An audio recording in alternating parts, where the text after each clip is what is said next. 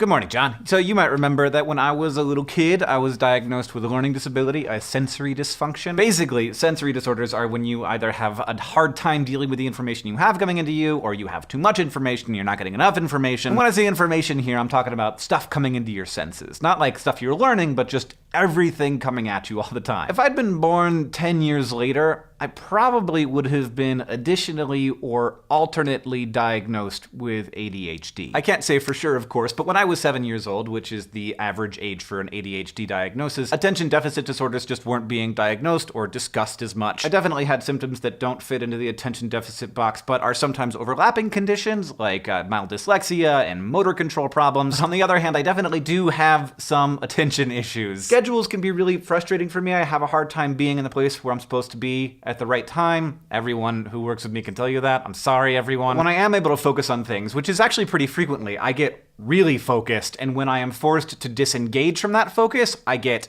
irrationally angry. I'm always searching for new things to create. You might have also noticed that. And I wear holes really fast in my socks because my toes never stop moving. They're going right now. I've gotten pretty good at managing these things with the help of friends and family and tutors and teachers, and thank God, an assistant now. How did I ever function without help? But I still often hurt people's feelings or annoy them by going somewhere else in my head when people that I care about are talking to me. As I've previously said, I'm often late for stuff, which makes people think that I don't care about them. And sometimes I have very difficult to control flashes of rage in grocery lines. But here is a general thing about psychological disorders, which we're discussing now on our new channel, SciShow Psych, by the way. Disorders are only classified as disorders when they're ongoing, frustrating impairments. And I, especially now, am less impaired by the different way that my brain maybe works. That's because of great support from family and from teachers, and it's because I've gotten myself into situations where the different way that my brain works is actually maybe an advantage rather than a hindrance. And it's also because of, like, economics. My parents took me to a handwriting therapist who was like, "Can you get this kid a computer? Because